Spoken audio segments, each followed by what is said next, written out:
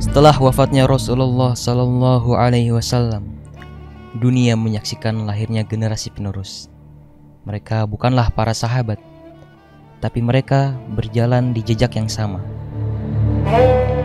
Merekalah para tabi'in, mereka yang bertemu dengan para sahabat, belajar dari mereka, dan meneruskan warisan Islam ke seluruh penjuru dunia. Di medan pertempuran, mereka menggentarkan musuh-musuh Allah. Di majelis-majelis ilmu, mereka menerangi dunia layaknya matahari menyinari bumi. Di antara mereka ada Muhammad bin Qasim, sang panglima muda yang membawa Islam ke India. Al-Hasan Al-Basri, yang lantang menentang kezaliman dan menyebarkan hikmah. Sa'id bin Al-Musayyib, menjaga ilmu dan kehormatan yang tak tergoda oleh kekuasaan. Mereka tak silau dengan dunia, karena bagi mereka dunia hanyalah sebuah batu pijakan untuk menuntaskan misi risalah. Bagaimanakah kehidupan mereka? Bagaimanakah perjuangan mereka?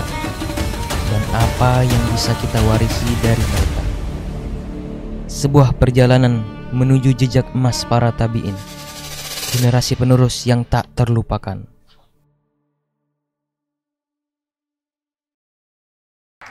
Assalamualaikum warahmatullahi wabarakatuh. Waalaikumsalam warahmatullahi wabarakatuh. Alhamdulillahi rabbil alamin. Wassalatu wassalamu ala sayyidina Muhammadin wa ala alihi wa ashabihi wa man tabi'ahum bi ihsanin ila yaumiddin. Oke, selamat datang di podcast channel Taruna Panatagama, yang dimana di podcast kali ini kita akan membahas tentang para tokoh tabi'in yang di dalamnya insya Allah akan terdapat banyak sekali hikmah dan yang dapat menginspirasi para pemirsa dan juga kami semua.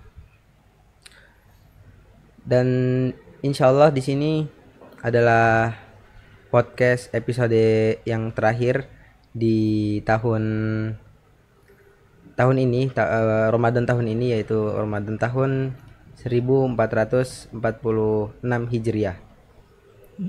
Ya, ayah bunda gimana nih kabarnya? Semoga selalu diberi kesehatan dan diberkahi oleh Allah Subhanahu wa taala. Amin, amin.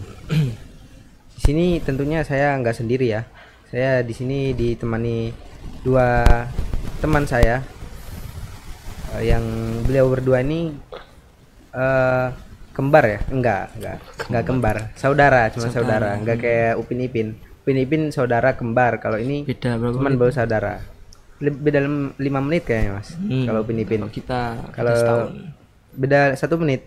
Bukan. Oh, Satu setahun. tahun. Oh, setahun ya. Iya. Tuh, nih udah ngomong ya mereka berdua. Tuh Mas Ahnaf sama Mas Faisal. Ya. Assalamualaikum Mas. Waalaikumsalam. Gimana kabarnya Mas? Alhamdulillah. Sedikit sakit. Oh, Mas Ahnaf sedikit sakit ya Mas ya? Ya. Sakit apa Mas? Sakit hati. Flu. Saya sedang flu. batuk Ya, pilek ya Mas batuk ya. berdahak. Ya emang cuacanya ya Mas ya. Semoga diberi kesehatan oleh Allah. Amin. Amin. Nah, beliau berdua ini seperti yang saya katakan di awal adalah bersaudara ya. Yang paling tua ini kayaknya Mas ini. Enggak, ini Mas bukan. ini Mas Ahnaf ya Dari namanya. suaranya kelihatan. Oh iya, dari suaranya memang kelihatan ya. Mas Ahnaf sama Mas Faisal ya. Mungkin Mas Ahnaf ini udah muncul di podcast tahun lalu yang bertema tentang negeri Syams ya Mas. Ya. Yang beliau sedikit terkenal gara-gara sempat tertidur sebentar ketika ngisi podcast ya Mas ya. Bener ya Keren Mas kan? ya? Keren ya. Orang pertama Kok tidur bisa podcast ya? gitu. Iya. Podcast gitu. Ngisi podcast kok malah tidur gitu. Ketiduran deh, bukan sengaja tidur, ketiduran ya Mas ya. Iya. Ya itu Mas Ahnaf udah pernah ngisi podcast sebelumnya ya. Kalau Mas Faisal nih mungkin perdana ya. Sama kayak saya juga perdana menjadi host dan juga ngisi podcast. Jadi mungkin kalau ada salah kata dan kurang dalam menyampaikan itu mohon maklumi. Soalnya masih perdana, masih awal, masih kurang lah jam terbangnya. Mas Faisal ini adiknya Mas Ahnaf ya Mas ya? Ya. Iya. Sekelas sama saya. Kalau Mas Ahnaf tadi kakak kelas saya di atas saya setahun. Ya. Mas Faisal udah pernah muncul belum sih Mas Faisal di sebelumnya? Pernah. Ya di... kita pernah sama-sama.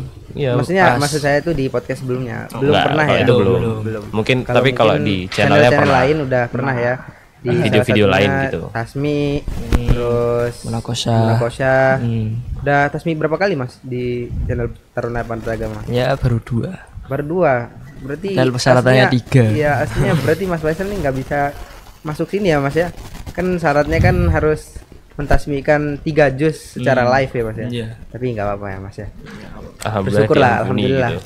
Jadi saya pas kelas 12 aja. Oh iya. Semoga bisa dapat 30 juz. Amin, amin. Kita semua semoga bisa khatam ya Mas ya. Amin. Oke.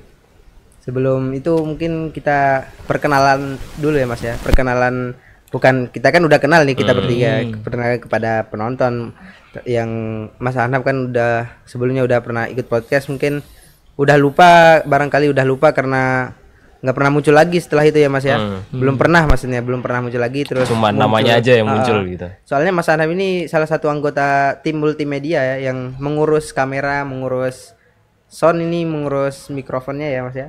Ya, dan Jadi sebagainya lah. jarang muncul di kamera tapi di balik kamera.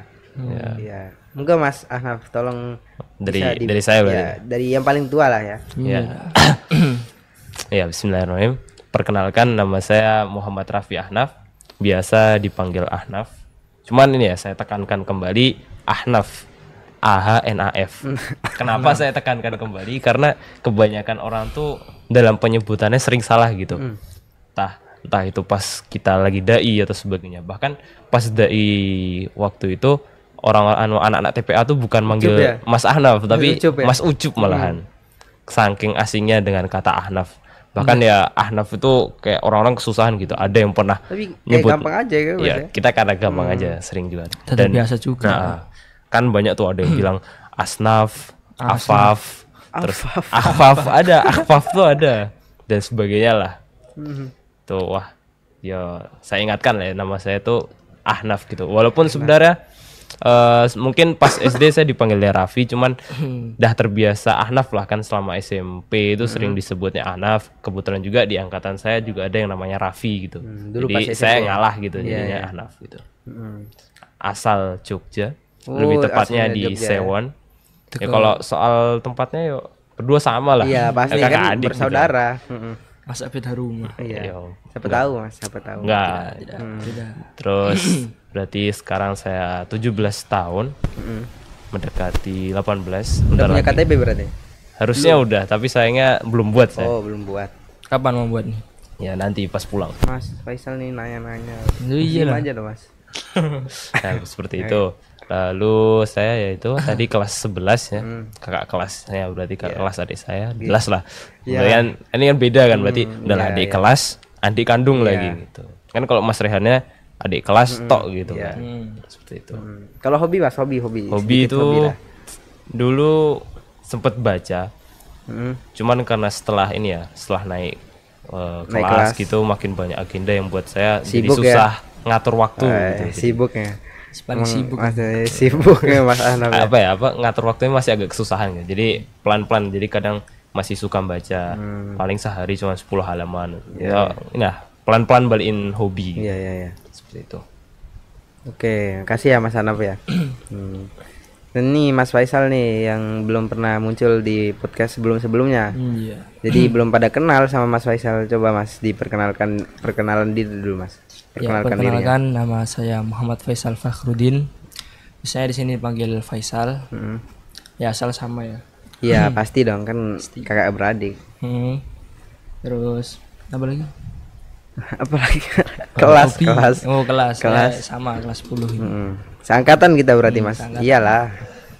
Angkatan 12. Kalau Mas Ahnaf berarti 11 ya. Iya. Hobi Mas, hobi. Hobi ya saya hobinya bersepeda. Oh, bersepeda sama kayak alumni ya. Mas Mufid. Mas Mufid, Mas Mufid. Yang terkenal ceritanya. Adanya ada di sini ya kelas 9 ya, Mas Nggak Atif. ada. Adip. Kok enggak ada itu? Ada. Ada.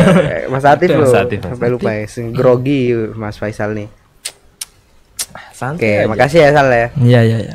Kalau saya sendiri, kenalkan nama saya Muhammad Raihan Badrani. Saya berasal dari Jogja, enggak lah. Saya dari NTB. Masnya tahu NTB kan pasti ya? Tahu. Itu Nusa Tenggara Barat, lebih tepatnya di Kota Bima. Kalau sama seperti Mas Jundi ya, tahu Mas Jundi Iya, kan? Mas terkenal. Jundi, Mas Fatir, Yang sering terus ada resmi. teman seangkatan saya, terus Mas Azam tuh yang kemarin ngisi podcast, yaitu terkenal dengan kalau di NTB itu Gunung Rinjani ya, tahu kan Mas? Iya, tahu. Ya itu. Tapi saya Impian sama para pendaki. Weh, Mas Faisal mau ke sana Mas? Iya, OTW. Yes. Semoga kita ke sana ya bisa. Iya. Makasih ya Mas. Udah diperkenalkan diri. Semoga dengan ini bisa kenal lah ntar ke depannya kalau kita kalau muncul di kamera lagi kita perkenalannya nggak usah jauh-jauh lah, cuman sekedar nama kelas sudah. Bahkan kenal kalau semisalnya ketemuan di suatu tempat iya, gitu mungkin. kan. Bagi para pemirsa Iya. kalau mau tahu gitu. Lagi JM Biar gitu kan, kenal. Mas Ahnaf orang Jogja lagi JM atau apa gitu ya. Karena nonton akhirnya tahu gitu. Ya. Iya ya. Bahkan walaupun kitanya nggak kenal gitu. Iya. Ya. Sekarang kita mau bahas salah satu tokoh tabiin yang tidak kalah spesialnya dari tokoh-tokoh sebelumnya yang sudah dibahas oleh teman-teman kami. Jadi kita mau bahas siapa Mas nih? Ya, pada kesempatan kali ini kita mau membahas Said bin Jubair. Said bin Jubair. Asing ya, terdengar di telinga saya. Mungkin di telinga para penonton juga asing, Mungkin asing. namanya Said bin Jubair ya. Saya cuma taunya Sa'ad bin Abi Waqqas Mas. Iya. Itu ya, jadi asing gitu. Kan beda tuh Saat sama Said. Ya mirip-mirip ya Mas tapi. Saya doang. Ya mirip-mirip. Tuh kita sekarang bahas salah satu tabiin yang bernama Said bin Jubair. Mm. Siapa sih Mas Said bin Jubair ini? Manusia ya. Ya jelas, nggak mungkin kita mau ngambil pelajaran, maksudnya nggak mungkin kita Ya, ya. mempelajari biografi seorang syaitan misalnya Setan. atau hewan. Ya. Said yang jelasin apa nih? Aku mau kamu. Kamu yang Ya udah. Malah gigi loh. Nah, Said bin Jubair tuh adalah seorang ulama terkenal pada ya masa tabiin, yang dimana Said bin Jubair ini adalah orang yang ahli dalam segala bidang gitu, dalam bidang tafsir, terus apalagi berarti fikih, Fikih, bahkan ilmu hadis, beliau ini ya ilmu hadis, bahkan beliau tuh juga diizinkan untuk berfutuhat gitu. Oh, berjihad ya Mas ya? Ya seperti itulah. Iya. Lalu ya beliau ini kita memilih beliau karena mungkin kan ahli fikih dan sebagainya kan mungkin banyak normal. tabiin Nah, ya, iya. normal. Kenapa Umum lah ya. Iya. umum. Heeh. Kenapa kami memilih beliau? Karena beliau ini meninggalnya hitungannya salah satu Yang inilah kurang mengenakkan gitu. Mungkin kalau misalnya meninggalnya wafatnya tuh karena sakit atau karena usia itu kan iya. kita masih normal gitu. Kalau ini karena dibunuh gitu. Dibunuh sama, ya, Mas? sama pemerintahan yang zalim pada masa itu. Oh, mungkin Seperti itu. bisa di-spill dikit Mas, ini pemimpinnya siapa nih? Itu Al-Hajjaj. Oh, Al-Hajjaj ya, terkenal emang ya Mas ya. Bahkan ya Itu sering kezaliman disinggung-singgung beliau, lah. kebengisan beliau ya dalam memimpin rakyatnya. Beliau adalah salah satu pemimpin yang zalim ya Mas ya. Iya. Kan bahkan di episode podcast sebelumnya sering disebut-sebut bahkan ceritain sekilas-sekilas bahwa dia tuh pemimpin yang zalim, bengis dan sebagainya seperti itu. Iya. Oke. Tadi kita membahas Said bin Jubair ya Mas. Ya. Angka baiknya kalau kita mempelajari biografi seorang ulama itu kita belajar dari awal gitu, dari kelahiran beliau hingga wafatnya beliau gitu. Ya. Jadi kita mulai dari wafatnya kita bedah nih kita. Dari hidup ya, dari Maaf kelahiran. Mas, saya grogi Mas ya. Kelahirannya beliau ya Mas ya. Iya, Kita bedah satu-satu. Dia yang di dalamnya tentunya pasti ada manfaat, hikmah-hikmah yang Pelajaran pelajaran bisa kita ambil. Terus monggo Mas, tolong Ya. diceritakan ke saya gitu ke Beliau lahir pada penonton. 38 Hijriah Mm. di Kufah. Oh di Kufah, Kalau di sekarang Kufah sebutnya Irak. di Irak ya. Nah, beliau keturunan Habasyah. Oh. Jadi kulitnya gelap itu, kulitnya hitam. Mm. Gak usah, saya udah niat menyinggung ini. gak usah Bang, ketawa Mas, gak usah ketawa. Ya, bahkan di banyak riwayat menyebutkan ya ciri khasnya tuh itu. Kulitnya hitam, Rambutnya keriting, keriting terus kekar gitu. Oh. Kuat gitu kan. keker tapi Seperti itu. mau ketawa loh. Ya, lanjut. Mas. Nah, sejak kecil beliau tuh sudah dilatih sama ibunya, ibunda beliau untuk membiasakan diri sholat malam, qiyamul lail itu. Jadiin habit sih. Sampai beliau tuh memiliki ayam untuk alarmnya dia itu. Oh. Oh, jadi alarmnya beliau tuh ayam ya? Ayam. Kalau kita sekarang itu apa? HP. Jam beker. Jam beker gitu. Oh iya.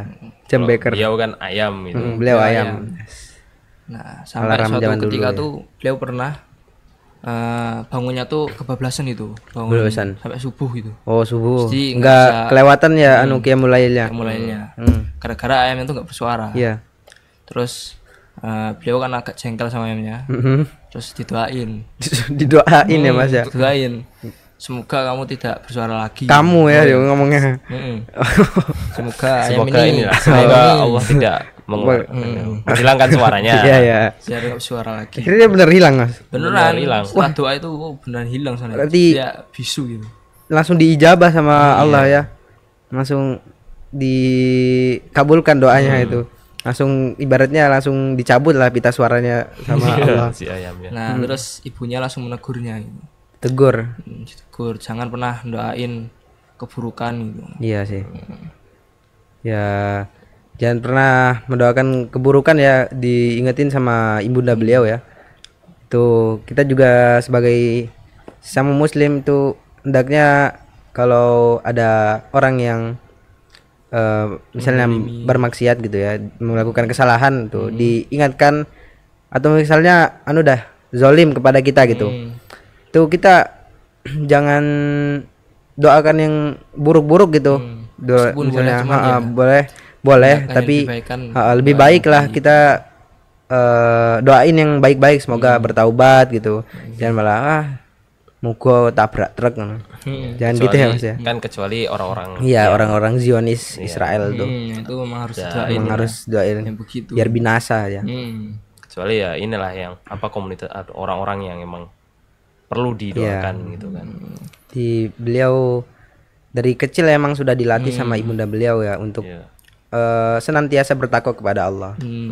Oke. Dan juga sejak kecil beliau tuh juga udah dikenalin sama ulama-ulama besar itu. Salah satunya Abdullah bin Abbas itu. Abdullah bin Abbas, Ibnu Abbas ya, terkenalnya Ibnu Abbas ya. Sahabat Rasulullah ya. Iya. Dan masih banyak ulama-ulama yang lain gitu. Ya inilah sahabat-sahabat senior seperti itu. Tapi Mas sebelumnya ini adakah atau ada gak sih ya, apa kisah spesifik beliau nih lahirnya kayak gimana, kisah kelahiran beliau gitu? Mungkin salah satu kisahnya tuh yang tadi udah disebutkan. Cuman kalau kisah-kisah yang lainnya kami kebetulannya kurang dapat. Jadi cerita masa kecilnya seperti apa itu kami kurang banyak dapat informasinya. Karena kebetulan juga tempat kita mencari informasinya datanya kurang lengkap. Walaupun ada kitab yang ngebahas tentang beliau ini, beliau ini, cuman kebetulan kitabnya tuh nggak ada bahasa Indonesianya. Kalau nggak ada semisal terjemahannya ya? kalau semisal kita terjebak pun itu bakal menghabiskan waktu yang lama banget iya, gitu iya. kan. Seperti itu. Oh, jadi memang susah ya Mas ya cari. Berarti itu cuman perkiraan ya, saya perkiraan ulama walaupun dan itu mendekati insyaallah mendekati kebenaran ya. Iya. Ya, jadi masa kecil beliau, masa muda beliau itu nggak ada spesifiknya. Ceritanya full gitu ya, cuman potong-potongan gitu ya Mas ya. Ada lagi nggak nih Mas kisahnya nih?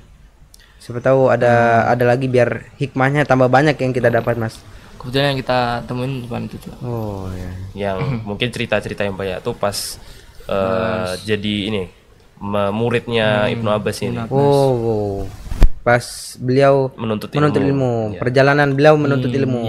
Berarti kita langsung loncat berarti ya Mas. Biasanya itu sebelum-sebelumnya udah kelahiran, terus masa kecil beliau, masa muda, terus baru kisah menuntut ilmunya beliau. Tapi nggak apa-apa ya. Semoga ada banyak hikmah yang bisa kita dapat. Jadi beliau menuntut ilmu itu gimana Mas? Dengan cara VC kah atau gimana? Enggak, dulu kan enggak ada HP. Oh iya deh lupa saya Mas. adanya langsung datang. Bersafar ya, kebiasaan Ya, orang setelah dikenalin sama ibunya tentang ulama-ulama itu, akhirnya beliau remaja itu pindah ke Mekah itu. pindah ke Makkah. Nah, bertemu ulama besar yaitu Pindah atau cuman bersafar ini Mas? pindah-pindah. Sampai pindah rumah ya, sampai tinggal. Tinggal ya. Ya kayak nyantri kayak kita ini. Oh lah. iya kayak kayak kita kita gitu. kita ya. Nah, kemudian beliau ketemu sama Abdullah bin Abbas tadi itu. Yaitu beliau jadikan ulama terbaik guru terbaiknya dia gitu. Oh. Kan banyak ya gurunya tuh ada, saking banyaknya tuh kan kebanyakan banyak apa ya sahabat-sahabat senior seperti Abdullah bin Umar. Terus setahu saya tuh Anas bin Malik ya. Segala masuk. Terus ya Ibnu Abbas sendiri ini. dan berbagai sahabat lainnya lah. Kan bahkan istrinya Rasul yakni Aisyah radhiyallahu anha itu jadi Istri Rasul juga jadi salah satu guru beliau ya. Beliau. Ya, betul. Sayyidatina Aisyah ya. Iya. Seperti itu. Nah, terus beliau belajar dengan Ibnu Abbas hingga akhirnya banyak ilmu yang beliau raih itu. Bahkan ada cerita saking banyaknya ilmu yang diberikan tuh kan beliau membawa buku tulis kayak kita ini ya, nulis Iya, nulis di kelas biasa lah, nulis pelajaran gitu ya. Nah beliau tuh nulis sampai bukunya tuh penuh terus tuh, penuh, saking penuhnya akhirnya beliau nulis di sandalnya. Di sandal ya. Ya, sampai penuh sama ilmu itu, habis itu pindah ke telapak tangannya sampai penuh. Tuh salah satu apa ya keteguhan keseriusannya dalam belajar. Bahkan kan motivasi belajarnya tuh kemuliaan ilmu tidak digapai dengan bermalas-malasan. Itu salah satu motivasi beliau agar motivasi beliau buat belajar serius gitu. Ya, itu menjadi nasihat bagi kita semua ya. Bahwa keistimewaan ilmu itu tidak didapat dengan bermalas-malasan gitu. Jadi kita harus effort untuk mendapatkan ilmu, harus effort, benar-benar effort ya. Kayak beliau satu ini. Beliau. Ya kayak beliau Menulis sampai di tangan gitu kan. Iya ya. Terus beliau belajar kepada imam sahabat Ibnu Abbas terus atau pindah-pindah terus? Ya pindah-pindah. Pindah-pindah. Cuman ulama Ibnu Abbas tuh guru terbaiknya lah, yang Guru paling idaman, lama ya, gitu guru istilahnya. kesayangan ya. Iya. Guru tetapnya gitu. Ya guru tetap. Ya, sama aja. Iya. Iya, sama aja supaya. Guru tetapnya Ibnu Abbas. Iya. Oke. Nah, terus sampai akhirnya karena ilmunya udah banyak, kemudian beliau Ibnu Jubair ini dibolehkan untuk berfatwa gitu. Oh, sama menjadi Ibnu mufti Abbas. ya, menjadi mufti. Iya. Tapi apakah beliau ketika menjadi mufti ini asal ngomong gitu, ceplas-ceplos? Yo enggak. Wes aku wes jadi mufti gitu, udah tinggal ini hukumnya ini tinggal menghukumi Suatu tanpa dalil gitu. Gimana? Enggak ya, tentunya enggak ya Mas ya. malah beliau sempat nolak itu. Oh, sempat nolak. Berarti mirip-mirip ceritanya Uwais Al-Qarni ya Mas ya. Kan beliau disuruh jadi mufti tapi menolak malahan ya Mas ya. Malah tolak.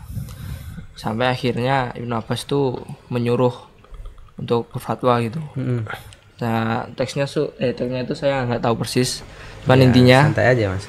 berfatwalah gitu. Ntar kalau salah ya tak koreksi gitu. Ya, dikoreksi ya kalau ada salahnya ya. Dialognya seperti itu. Wajar lah kalau ada salah tuh. Namanya juga manusia bukan malaikat. Ya. Iya.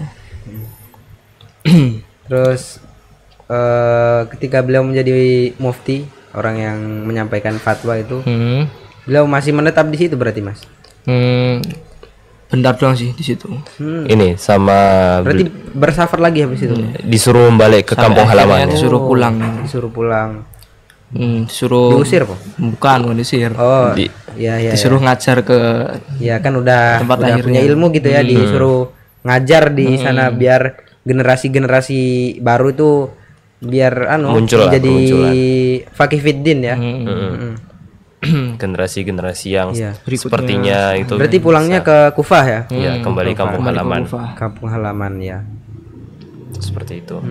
Kan setelah beliau di sana kan sempet banyak orang-orang Kufah tuh yang ke Mekah buat belajar ke Ibnu Abbas. Cuman Ibnu Abbas bilang kan di sana ada apa? Murid kesayangan Ada ya. muridnya gitu. Murid ibaratnya Ibnu murid Jubair kesayangan lah gitu ya. kan. Terus pada bilang kan ada engkau gitu kan. Terus dan Ibnu Jubair itu juga bilang ya belajarlah ke dia gitu. Karena dia udah terpercaya lah istilahnya gitu. Terus akhirnya semuanya balik belajar ke Ibnu Jubair. Nah, seperti itu. Iya iya. Bahkan banyak ulama menyebutkan bahwasannya majelisnya beliau ini tuh benar-benar inilah spesial gitu kan, luar biasa. Iya. Bahkan ilmunya tuh banyak. Terus mungkin contoh tanya jawabnya pada majelisnya tuh ketika ada seseorang bertanya kepada Ibnu Jubair ini perkara definisi minta tolong untuk didefinisikan antara zikir dan ketakutan. ketakutan, rasa takut Oh, gitu rasa kan. takut. Maka beliau menyampaikan bahwasannya rasa takut itu adalah rasa kita untuk itu rasa takut untuk tidak melakukan kemaksiatan dan sebagainya. Pokoknya intinya membuat kita terhindar dari melakukan kemaksiatan itu rasa takut. Kalau zikir beliau tuh dari sini saya langsung dapat pandangan baru. Kan kalau sebenarnya kita mikir zikir tuh kayak Tinggal tasbih, ngomong gitu kan. Nah, beliau tuh beliau itu menyampaikan bahwasannya zikir itu bukan seperti itu. Bahkan beliau tuh menyampaikan zikir tuh bukan yang banyak tasbih, banyak tahmid dan sebagainya dan banyak membaca Al-Qur'an. Beliau tuh tidak menyebut hal-hal tersebut tuh sebagai berzikir kepada Allah, melainkan zikir tuh adalah taat kepada Allah. Jadi melakukan seluruh perintah Allah, terus tidak melakukan larangannya gitu. Berarti beliau ini berpendapat bahwa zikir itu melakukan ketaatan kepada Allah. Seperti itu. Kalau yang kita tahu ya biasanya itu zikir itu untuk mengingat kepada Allah gitu. Ya sama aja sih sebenarnya mengingat sama bertakwa kan. Iya. Oke. Dan majelisnya beliau tuh inilah istilahnya kalau ulama tuh menyebutkan bahwasannya majelisnya tuh benar-benar inilah diburu, maksudnya sering didatangi. Enggak, maksudnya dicari-cari. Iya, dicari-cari Mas, Kalau bukan misalnya maksudnya. ada suatu tempat beliau ngisi, maka yang lain datang. Bahkan banyak anak-anak bangsanya itu banyak yang datang. Bahkan ada sahabat juga banyak sahabat yang belajar kepada beliau. Oh, sahabat Rasulullah. Malah sahabat. Berarti nggak gengsi ya, nggak gengsi. Padahal generasi sahabat Rasulullah itu generasi terbaik setelah Rasulullah. Tapi beliau tetap mau belajar kepada generasi di bawahnya yaitu generasi tabiin, nggak gengsi Ya, gitu. betul. Kan dari sini kita bisa dapati bahwasannya pelajaran tuh ilmu yang bisa kita dapatkan tuh nggak hanya dari yang lebih tua, bahkan lebih muda tuh kita bisa dapat pelajaran. Benar. Jadi kalau dalam menuntut ilmu tuh jangan gengsi lah. Dan gengsi ya. Gengsi ya nggak dapet ilmu nanti. Seperti itu. Mau malah nggak jadilah. Ya seperti itu. Terus apa ini? Terus saya jadi kepikiran nih pas saya baca-baca gitu Mas, baca buku. Itu saya nemu kisah heroiknya beliau ketika beliau ini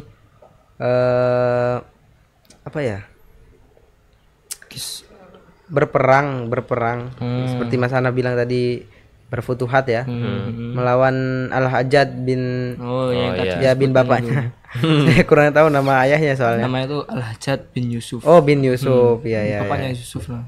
Nama bapaknya Yusuf ya. Yusuf. Bukan Mas Yusuf angkatan bukan. angkatannya Karifi bukan. Beda, usianya jauh banget. Iyalah. Reinkarnasi. Ada kan, benar kan itu Mas? Iya ada. Ya, jadi itu masa-masa di mana Al-Hajjaj tuh diuji juga oleh Allah. Yang namanya hidup ya pasti ada ujian. Iya. Bahkan dari ujian yang ringan, terberat dan sebagainya. Iya. Dan ini tuh salah satu ujian yang beratnya gitu. Kenapa? Karena ujiannya tuh mempertaruhkan nyawa seperti itu. Nah, mau yang cerita aku mau kamu? Kamu dulu. Ya udah. Berdua lah. Ntar kalau Ya, ini lah seling-seling ya. seling. Nah, jadi beliau ini mengikuti kan ini ya. Kita berarti ini ya bercerita dulu tentang Al-Hajjatnya sendiri ya. Ya, sekalian kita jelaskan Al-Hajjat itu siapa dan mengapa gitu kok ada orang yang bisa jadi gubernur gitu kan. Kan kalau yang podcast sebelumnya cuma disinggung-singgung dikit-dikit gitu kan. Al-Hajjat nih bisa jadi gubernur kenapa ya? Padahal dia ini zolim ya, orangnya zolim. Kok bisa diangkat jadi gubernur gitu kan? Iya ya. Nah, itu ada penyebabnya itu. Iya. Nah, penyebab pertamanya adalah ketika beliau ini ya jadi sempat ada dulu. Iya. Kok beliau sih, dia sempat dulu tuh karena kekhalifahannya Bani Umayyah ini dianggap tidak sah itu, karena mereka memilih pemimpinnya tuh dari nasab itu. Oh. Di bapaknya memimpin. Enggak sesuai syariat Islam ya. Kalau harusnya sesuai kan syariat Islam kan di musyawarah dengan cara musyawarah. Nah, ini Kalau ini malah kayak raja-raja raja-raja dulu yang kalau misalnya ayahnya menjadi raja, yang gantikan ya anaknya. Anaknya jadi mahkota raja gitu. ya. Terus ke bawah gitu ya Mas ya. Nah, terus tadi Ya inilah. Terus kebetulan kan di situ Enggak usah grogi Mas. pemimpinnya kan ini ya.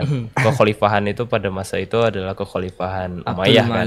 Umayyah dulu. Iya, Umayyah. Dan di mana khalifahnya adalah Abdul Malik bin Marwan. Oh iya. Nah, di situ kan sebenarnya kita ini ya bahas dulu awal-awalnya. Sebenarnya Al-Hajjat bin Yusuf Iya. As-Saqafi, Itu dia orang tuh biasa. orang biasa, hanya seorang guru Al-Qur'an, guru Al-Qur'an juga ya? Iya. Guru mengajarkan Quran dan sebagainya. Yang dimana dia awalnya mengikuti jejak bapaknya, yang dimana bapaknya yakni Yusuf ini itu guru Quran gitu.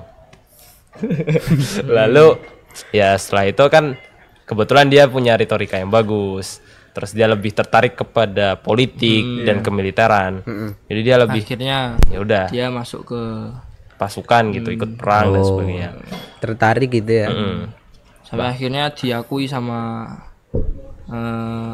masyarakat Ini Iya, khalifahnya. Abdul Malik bin Marwan itu Diakui ya. kalau dia pantas Dipercaya gitulah ya, dipercaya. Itu bermula pada tahun 72 Hijriah. Waktu itu kan ada yang berontak gitu. Karena ya kita tahu sendiri pada masa itu pemimpin tuh kurang bener gitu kan. Ya ini yang dilakukan oleh sahabat sahabat kita yakni sahabat Rasul lah, yakni Abdullah bin Zubair. Ya, itu. Abdullah bin Zubair. Kalau ini kan Sa'ad bin Zubair. Nah, kalau yang ini Zubair. Zubair sama Zubair itu beda ya. Beda. Zubair sama Jubair Mungkin beda. artinya juga beda, tapi saya kurang tahu ya. Iya, kurang dapat itu. Bro, materinya kurang. Nah, seperti itu. Lalu kan beliau memimpin pasukannya buat ke pemerintahannya di Mekah kan.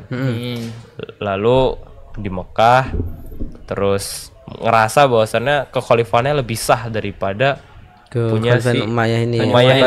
Abdul Malik ya. Ya, si Abdul Malik ini.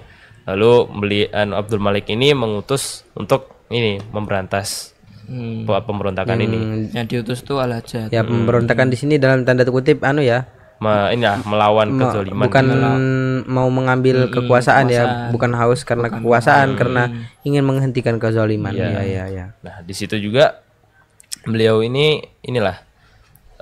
kan berkuasa di Mekah gitu kan. Terus akhirnya setelah itu Al-Hajjat ini yang akhirnya Al-Hajjat berhasil mengalahkan Abdullah bin Zubair ini kan. Berhasil ya. Nah, lalu yaitu terjadi dua peristiwa di sini tuh.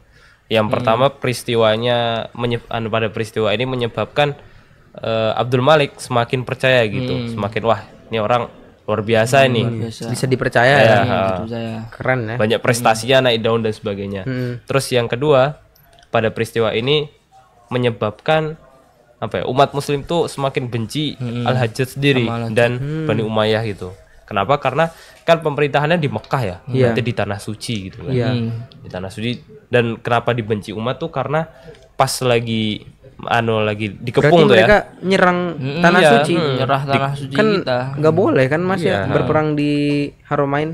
Iya, Dan di situ kan dikepung tuh. dikepung Lalu selama 6 bulan. ya 6 bulan. Lalu dilempari manjanik tuh kayak ketapel besar tuh loh. Ya yang kalau kita nonton batu. di film Umar, Umar atau terus Muhammad film Al-Fatih Muhammad ya. Al-Fatih. film-film ini lah model-model film-film, kerajaan iya. gitu kan. Ntar bakal lihat kayak bentuknya panjang gitu. Kayak ketapel terus Sampai lemparnya gini. batu ya. Iya.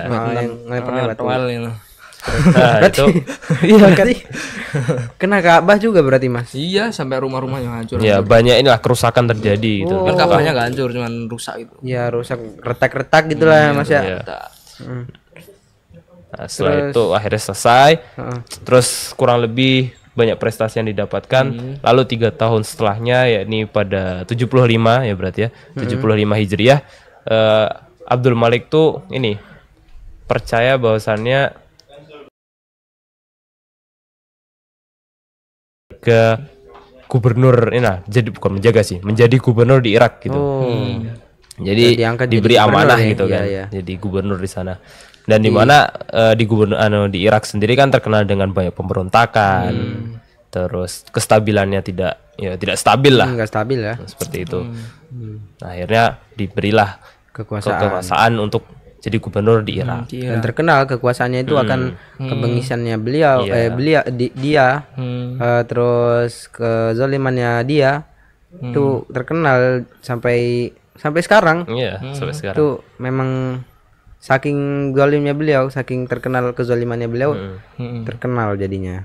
Bahkan ini ya Bukan ada terkenal karena kebaikan, iya. tapi karena keburukannya. sebenarnya kebaikannya juga banyak. Juga ada. Cuman sayangnya saking banyaknya keburukannya menutupi kebaikannya. Jadi nggak kelihatan gitu ya Mas ya. Walaupun pasti ada. Beliau juga masih seorang muslim, tapi ya beliau Mungkin melanggar salah satu syariat Islam itu, berbuat zalim kepada rakyatnya. sendiri. Mungkin ya saya sebutkan kan akhirnya dia di ini angkat jadi gubernur ya. ya. Prestasinya mungkin banyak ya. Cuman yang saya sebutkan 2 aja. Yang pertama, dia ini adalah salah satu orang yang menyebarkan ini standar membaca Al-Qur'an menggunakan Rasm Utsmani. Oh, Jadi iya. penyebab kita juga membaca Rasm Utsmani juga salah satu orangnya beliau. Beliau, ya. Dia ini Al-Hajjat ini. iya. Lalu yang kedua prestasinya adalah menyebarkan Islam ke daerah timur itu. Di berarti India dan Asia Tenggara. Beliau juga masih mengerjakan kewajiban kita sebagai seorang muslim ya, Futuhat sih itu. untuk menyebarkan dakwah Islam. Cuman ya itu Mempertahankan Caranya salah. iya, maksudnya beliau tuh cara memimpinnya itu loh salah. Sampai Terus beliau juga menjaga kestabilan itu ya. Rasm Utsmani ya, rasm yang dibuat oleh Khalifah Utsman bin Affan. Tuh, makanya kita juga bisa baca Rasm Utsmani, baca mushaf Rasm Utsmani itu salah satunya karena beliau juga ya. Iya, betul. Iya. Karena seperti yang kita tahu di umat Nasrani itu kitab-kitab Injil itu udah nggak sesuai sama awal gitu, udah direvisi sama mereka sendiri seenaknya. Padahal ya aslinya nggak boleh ya Mas ya. Makanya kan salah satu contohnya kalau di dalam kitab mereka tuh boleh makan babi. Maksudnya baca Injil atau gimana? Enggak, tahu aja. baca-baca Oh, buku-buku cuman tahu. gitu kan. Iya. Kan ada tuh buku-buku yang ngebahas apa perubahan kitab mereka tuh apa aja yang diganti gitu. Contohnya babi itu kan aslinya babi kan nggak boleh. Dulu Diharamkan ya, sama kayak kita ya. Ya, cuman makin lama terus akhirnya diganti jadi babi hutan yang nggak boleh tuh. Berarti babi-babi yang warna pink itu boleh Boleh, dimakan itu sama boleh. mereka. jadinya boleh gitu. Kecuali babi hutan aja. Nggak boleh. Oh, itu ya. Masih banyak lagi tuh, nggak cuma ini doang. Itu salah satunya yang itu. Oke, itu salah satu kebaikan beliau ya, prestasi beliau ya. Walaupun ya ditutup dengan kejahatan beliau itu. Karena saking banyaknya keburukan beliau ya. Oke.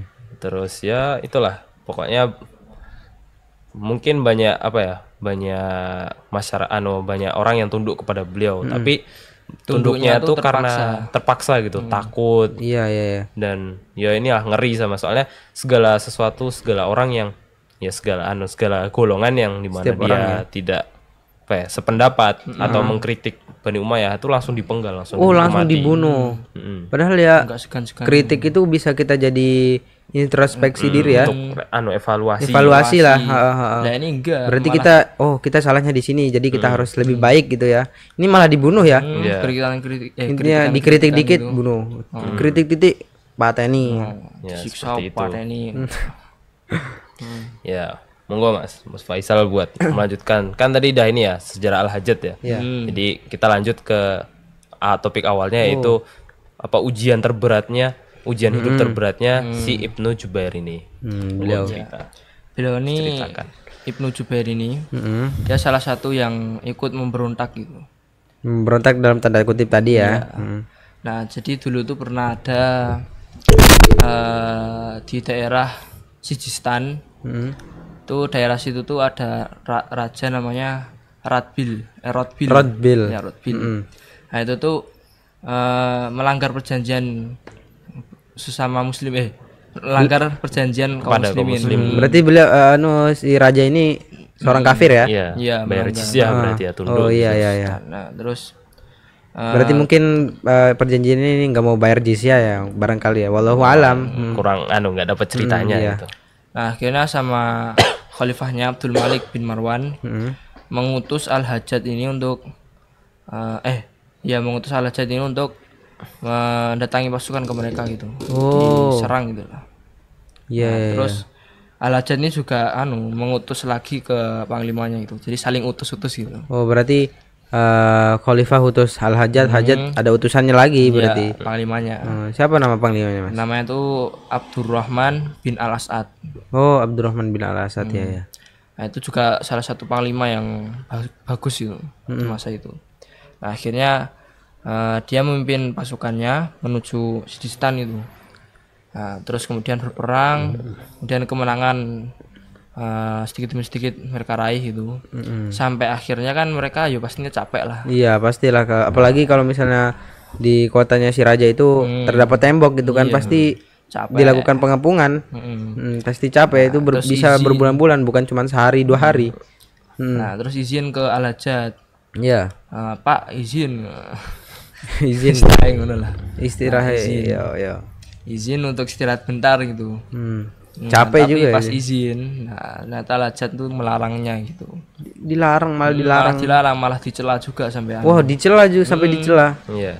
kamu tuh mimpin nggak becus, kalau kamu kayak gini terus ntar tak ganti anak saya yang mimpin gitu. Oh, berarti malah beliau ini mencela aja hitungannya, mencela, nganggap si siapa Abdurrahman ini nggak becus, padahal ya wajar lah kan manusiawi capek kan manusiawi ya. Iya. Malah dibilang nggak becus ya. Setelah ini kan langsung ini para panglima juga emosi gitu. Iyalah pastilah Mas ya. Akhirnya melakukan pemberontakan. Itulah masalahnya. Yang dimana pasukan pemberontak ini disebut apa?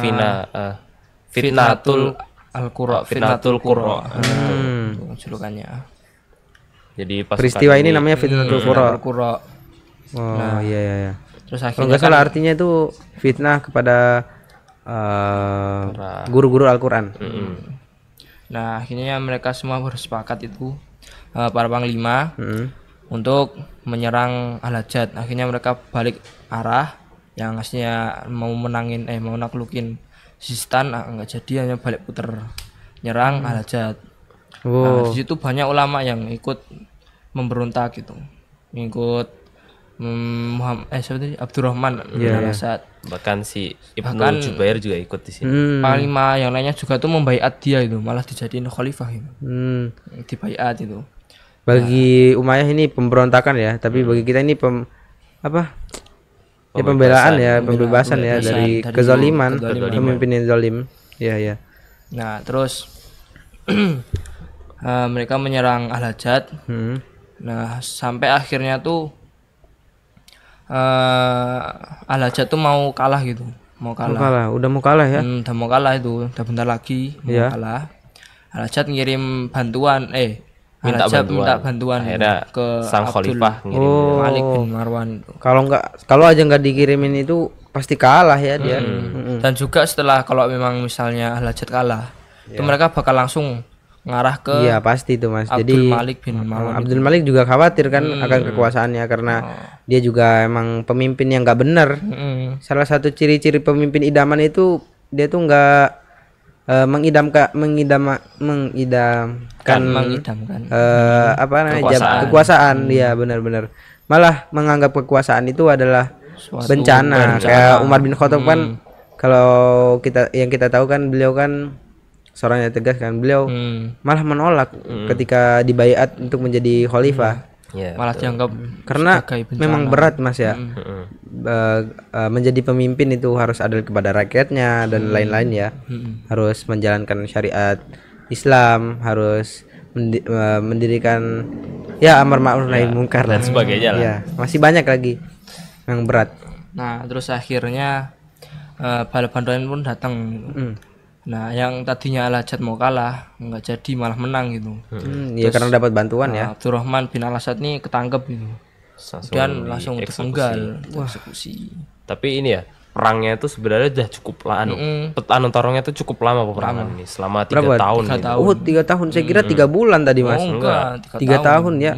Apakah itu selama 3 tahun tuh full perang gitu kayak Rasul di Badar gitu, saling tunggu. Kurang tahu ya ini. Mungkin seperti itu, kalau enggak nanti ada perang dinginnya. Oh iya, mungkin ya bisa ya. Ya Paling ada istirahat bentar gitu lah. Enggak selamanya tarung terus. Kalau 3 tahun malah merugikan ya, malah merugikan kedua belah pihak. Nah, terus akhirnya kekuatannya Abdurrahman bin Al-Asad ini melemah gitu. Nah, akhirnya semuanya kan hampir mayoritas rakyat Kufah itu tuh Bantuin atau gimana? ikut dalam pemberontakan ini. Iya, bantuin berarti ya. Iya, bantuin. Akhirnya semua Bantuin rakyat Abdurrahman. ya, semua rakyat Kufah tuh dikumpulin, terus ditanyain, dikasih 2 pilihan. Apa sih itu?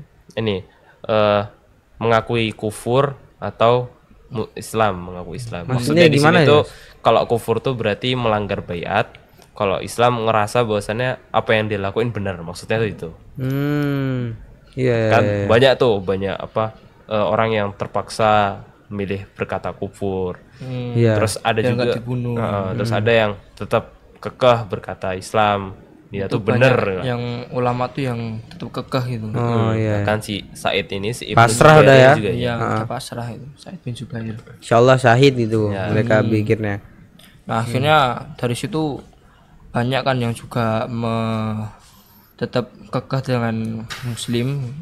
Akhirnya banyak yang dibunuhin di sana, dipenggal. Bahkan ini ya, kalau banyak riwayat yang menyebutkan yang dibantai itu sampai 120 ribuan orang gitu. Ribu ya Mas ya. Saya nggak bisa bayangin. Banyak banget. Wah. Makanya kan ada sejarawan ulama gitu menyebutkan ini ya, nama ulamanya tuh Imam Asy-Sya'bi kalau nggak salah, itu menyebutkan jika umat itu melakukan kejahatan, maka cukup Al-Hajjaj lah yang mewakili mereka semua gitu. Wah, itu saking besarnya kejahatan beliau ya. Dia. Bahkan ada salah satu ulama juga yang namanya, mungkin kita sering dengar ya, yakni Ibnu Katsir. Imam Ibnu Katsir, ya. Itu menyebutkan bahwasannya dia ini adalah Al-Hajjaj ini adalah penguasa yang bengis, pembunuh, terus tuh kejam kepada rakyatnya, seperti itu. Ya ini kita berarti ini ya karena udah panjang ya. Kita ini aja langsung detik-detik kan Ibnu Jubair kan dukung kan. Terus akhirnya kan tadi disebutkan pecah kan. Pecah belah kan akhirnya, berarti beliau juga terpecah belah. Iya, beliau tuh kabur ya. Si Ibnu Jubair tuh kabur. Maksudnya bukan kabur dalam artian takut karena itu peperangan, tapi menyelamatkan diri gitu kan. Iya. Karena Al-Hajjaj itu tidak memaafkan yang lainnya gitu. Jadi ulama-ulama dicari semua yang ikut memberontak tuh dicari sampai ketemu gitu. Salah satunya ini Ibnu Jubair ini. Akhirnya dia sembunyi pergi lama gitu. Semak-semak atau gimana Mas? Bukan semak-semak lah. Ini di berbagai kota terpelosok gitu. Iya. Ya lama lah sampai sekiranya Al-Hajjaj ini sampai lupa gitu. Kan bisa dibilang 5 tahun lebih lah istilahnya. Oh, berarti kalau apakah beliau Mas netap di daerah tersebut atau pindah-pindah. Pindah-pindah. Jadi selama bertahun-tahun itu beliau pindah-pindah, akhirnya beliau menetap di Mekah. Mekah Oh, itu. iya sih kalau nggak pindah-pindah bakal cepat ketahuannya ya.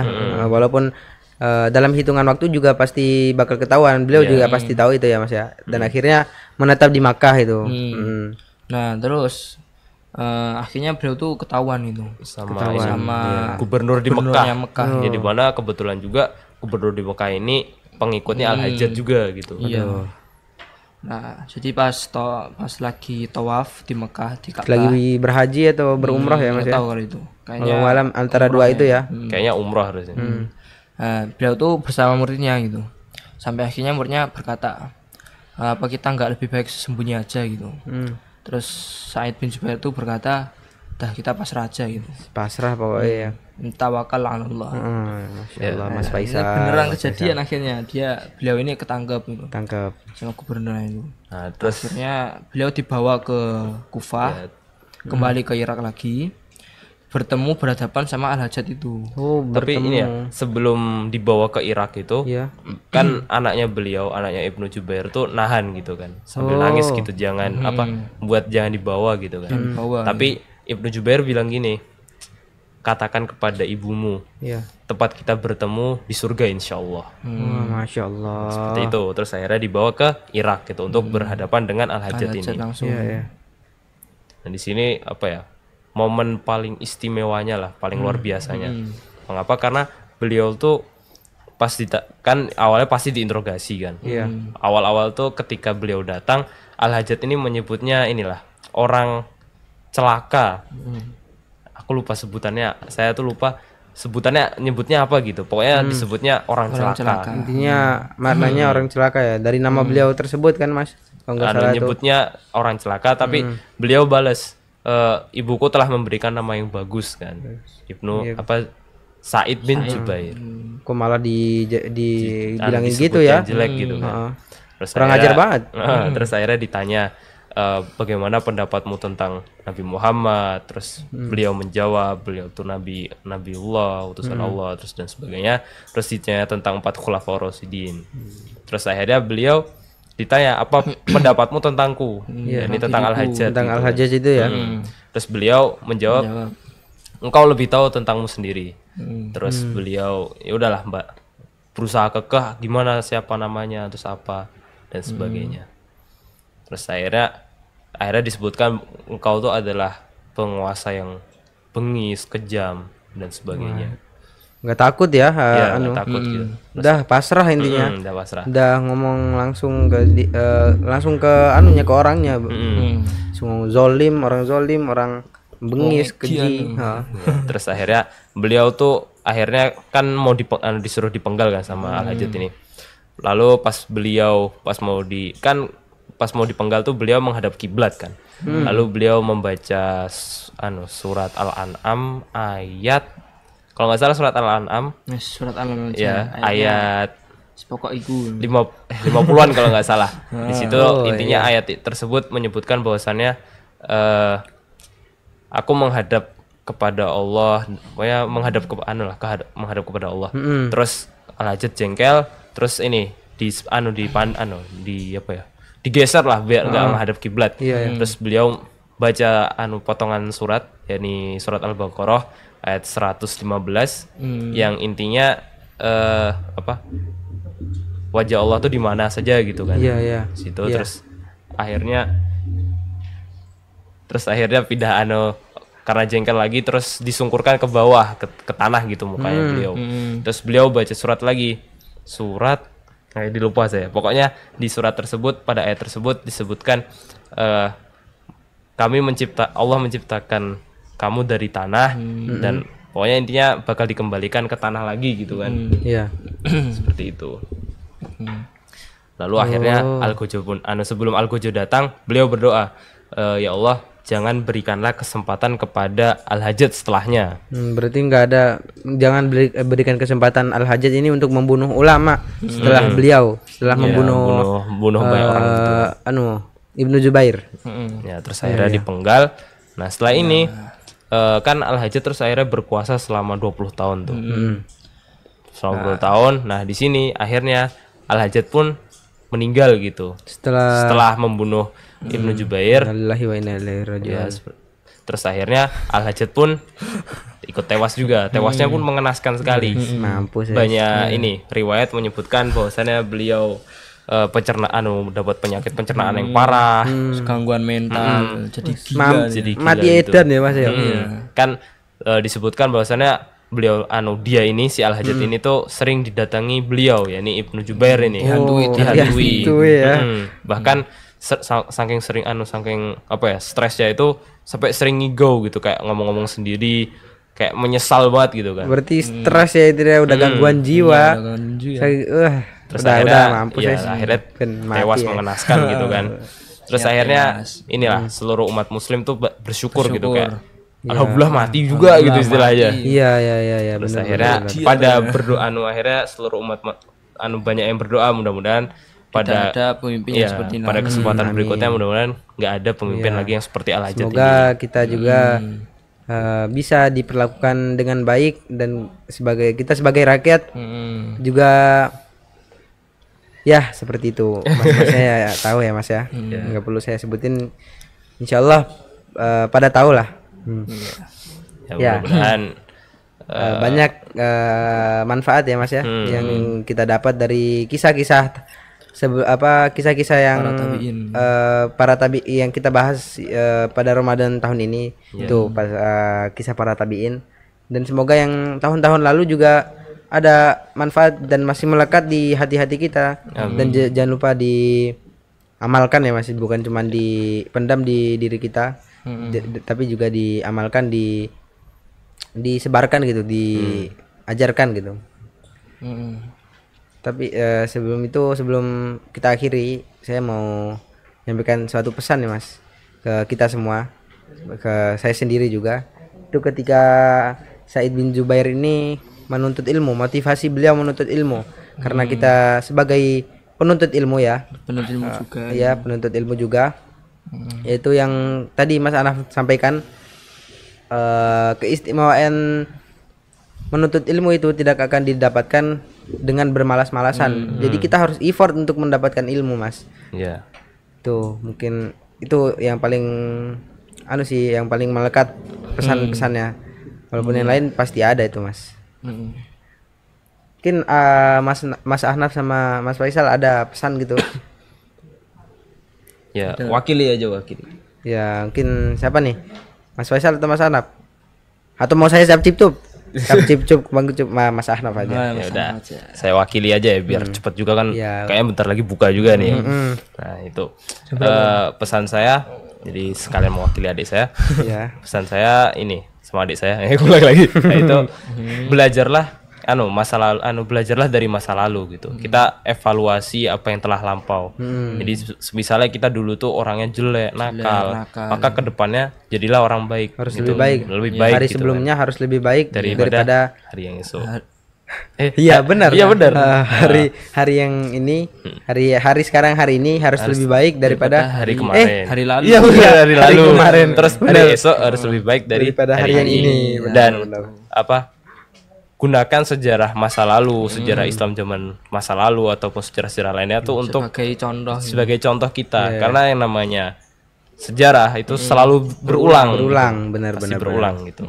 Lama-lama ntar zaman ini pasti berulang ke zamannya Rasulullah nanti ya Mas. Kan contohnya sekarang kan penguasanya ini bengis ya, kayak jahat, pajak tuh dolim, pajak naik, lama-lama ntar untungnya nggak sampai dipenggal ya Mas. Nggak sampai dipenggal. Sebenarnya apa ya? Susah. Pada zaman ini tuh mirip-mirip pada masa Al-Hajjaj gitu kan. Semoga Cuman sayangnya udah berulang nggak sampai dipenggal gitu. Semoga enggak ya Mas. Kalau sampai dipenggal saya nggak mau beli motor Mas. Nggak mau, udah nggak usah lah. Daripada beli malah kepenggal. Iya makanya daripada hilang pala saya. Jalan gitu. Ya, mending jalan aja lebih sehat ya. Tapi alhamdulillah ya pemerintah nggak sampai seperti itu. Ya semoga aja enggak ya. Iya. Amin. Ya mungkin itu yang bisa kami sampaikan, kurang lebihnya mohon maaf apabila ada salah kata dan salah penyampaian atau salah diksi gitu. Ya mohon dimaklumi karena kami di sini masih sama-sama belajar. Kita semua masih belajar dan ini saya juga masih perdana gitu menjadi host, jadi kaku ya Mas ya, masih kaku, masih nopo-nopo nih. linglung gitu ya. Aku juga dari tadi kan Iya, Mas Ahnaf bisa yang banyak didengar gitu, Mas. Iya, aku paling sering ngomong. ya, itu mohon dimaafkan Mohon dimaafkan. kesalahan-kesalahan kami, dan semoga hikmah-hikmah yang bisa diambil di episode-episode sebelumnya dan di channel-channel Taruna Panatagama lainnya itu bermanfaat bagi kita semua. Amin ya rabbal alamin. Amin ya rabbal alamin. Amin. Billahi taufiq wal hidayah. Assalamualaikum warahmatullahi wabarakatuh. Waalaikumsalam warahmatullahi wabarakatuh.